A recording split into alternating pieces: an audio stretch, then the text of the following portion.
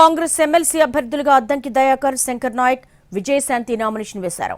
అటు సిపిఐ అభ్యర్థిగా నెల్లకంటి సత్యం నామినేషన్ వేశారు. CM Revanth Reddy, deputy CM Bhatti Vikramarka, PCC chief Mahesh Kumar Goud, మంత్రులు, ఎమ్మెల్యేలు, సిపిఐ నేతలు ఈ కార్యక్రమంలో పాల్గొన్నారు. మరోవైపు కాంగ్రెస్ అభ్యర్థుల నామినేషన్లకు మద్దతిచ్చింది ఎంఐఎం. ఆ పార్టీ ఎమ్మెల్యేలు హాజరయ్యారు. అయితే నామినేషన్ దాఖలు చేసేందుకు ముందు గన్ పార్కులో అమరవీరుల స్థూపానికి నివాళులు అర్పించారు కాంగ్రెస్ అభ్యర్థులు. అనంతరం వాళ్లకు CM Revanth Reddy B form అందజేశారు. బీఆర్ఎస్ నుంచి నామినేషన్ దాఖలు చేశారు దాసోజు. అలాగే కాంగ్రెస్ ఎమ్మెల్సీ అభ్యర్థులుగా అద్దంకి దయాకర్, శంకర్ నాయక్, విజయశాంతి నామినేషన్ వేశారు.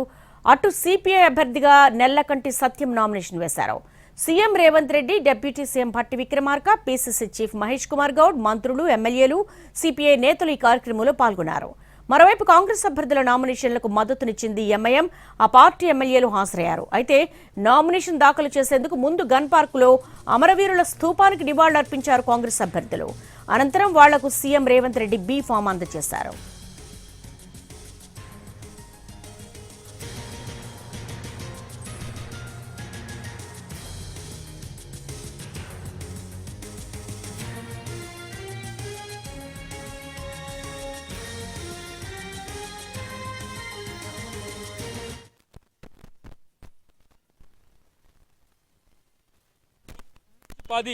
మిలియన్ మార్చ్ జరిగిన రోజు మొట్టమొదటి తిరుగుబాటు బావుట, అప్పటి ప్రభుత్వం మీద తిరుగుబాటు బావుట వేసిన రోజు.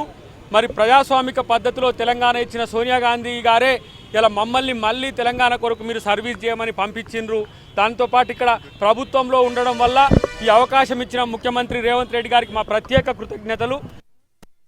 ఈరోజు మార్చి 10 మిలియన్ మార్చ్ జరిగిన రోజు మొట్టమొదటి తిరుగుబాటు బావుట, అప్పటి ప్రభుత్వం మీద తిరుగుబాటు బావుట వేసిన రోజు. మరి ప్రజాస్వామిక పద్ధతిలో తెలంగాణ ఇచ్చిన సోనియా గాంధీ గారే ఇలా మమ్మల్ని మళ్ళీ తెలంగాణ కొరకు మీరు సర్వీస్ చేయమని పంపించిండ్రు. దాంతోపాటు ఇక్కడ ప్రభుత్వంలో ఉండడం వల్ల ఈ అవకాశం ఇచ్చిన ముఖ్యమంత్రి రేవంత్ రెడ్డి గారికి మా ప్రత్యేక కృతజ్ఞతలు. నేను 14లో పనిచేశాను, 18లో పనిచేశాను, కాంగ్రెస్ 19లో పనిచేశాను, 20 పనిచేశాను, 23 పనిచేశాను. ఎక్కువ పనిచేసింది నేనే. కానీ ఏనాడు నాకు ఇది కావాలని నేను ఏం అడగలేదు. పార్టీ హైకమాండ్ ఎప్పుడు ఏ నిర్ణయం తీసుకుంటుందో, ఎప్పుడు ఏం చేయాలనుకుంటుందో, ఎవరికి ఏం బాధ్యత ఇవ్వాలనుకుంటుందో అది ఇస్తుంది. దాని తగ్గట్టు మనం కొంచెం ఓపిక పట్టాలి. ఎందుకంటే ఒక ప్రోటోకాల్ ఉంటుందండి. ఎవరు పడితే వాళ్ళు బయటకు వచ్చి శిక్షణగా మాట్లాడడానికి కుదరదు ఇక్కడ. సో పార్టీ ఎప్పుడు నాకు ఆ బాధ్యత ఇస్తూ అప్పుడు పనిచేద్దామని నేను సైలెంట్గా ఉన్నాను. ఎందుకంటే ప్రోటోకాల్ మీరి నేను వెళ్ళలేను. ఇది ఒక సిస్టమ్ ఉంది మాకు కాంగ్రెస్ పార్టీలో.